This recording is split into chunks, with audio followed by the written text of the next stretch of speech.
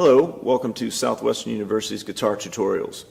In this video we're going to be discussing an AMI arpeggio in which P and A will play together every third beat. The reason we're taking a look at this arpeggio is because it will come up time and time again throughout the classical guitar repertory. There are a number of beautiful pieces in which we'll be able to use this, one in which you'll hear a little bit later in the video. Let's go ahead and take a closer look.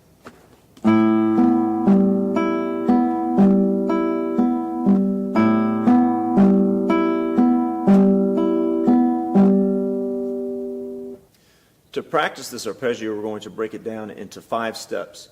The first step is going to be an alternation between A and M together with I. So A and M will play as a block and alternate with the I finger. Step 2 is very similar. We're just going to incorporate the thumb now. So P, A, and M are going to alternate with the I finger, like this.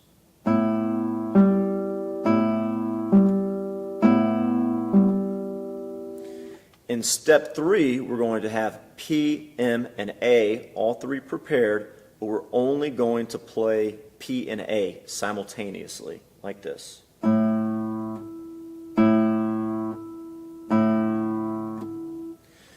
In step 4, we're going to use a staggered rhythm through the entire arpeggio, which will sound like this.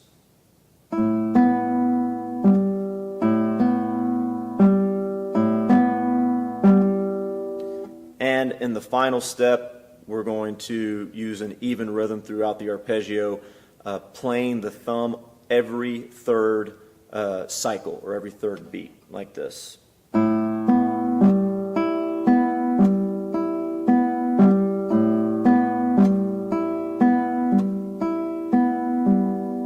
Okay, let's go ahead and start with step 1, where we have M and A as a block alternating with the I finger.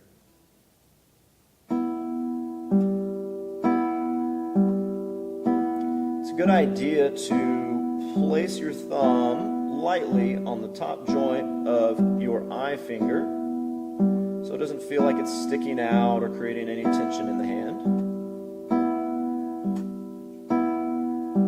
Try to make this feel very mechanical.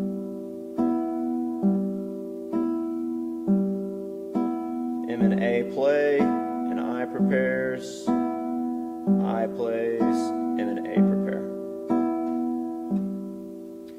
In step 2, we do the exact same thing, but we're going to incorporate the thumb now. So P, M, and A are going to play together and alternate with I. And just the way we let our thumb sit on that top joint of the index finger, we're going to aim for that and just lightly rest there in between each stroke before we prepare. So we know exactly where that thumb is going to be in every moment. Go ahead and play with me.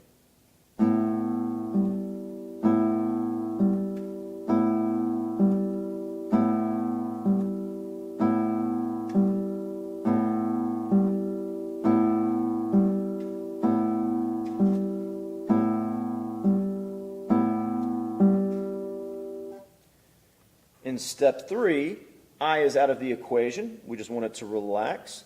We're going to prepare P on string 5, M on string 2, and A on string 1.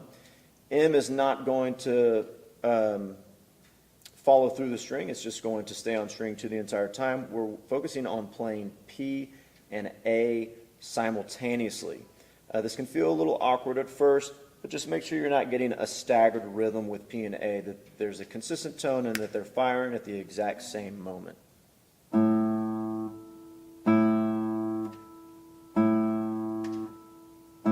Also focusing on making each one of those strokes an independent motion, even though they are happening together.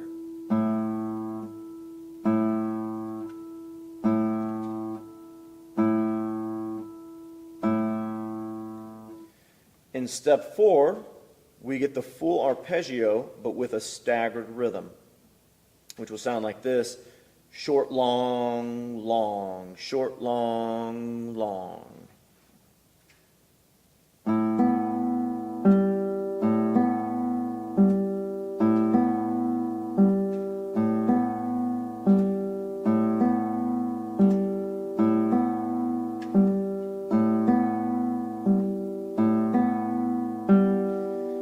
this step, we're using P on every single cycle. But in step 5, we're not going to do that. So this is going to be the full arpeggio with an even rhythm. But we're only going to prepare P every third cycle or every third beat. So be careful to pay attention to that and always count to keep track of where you're at.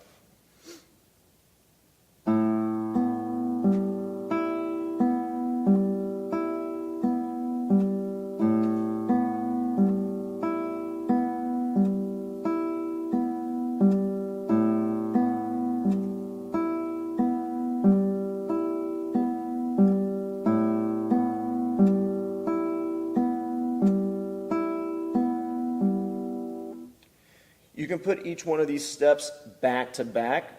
In any case, make sure that you're just, with each step that you practice, making each individual step as well as the entire arpeggio feel increasingly more comfortable and releasing every bit of tension that you can from that hand.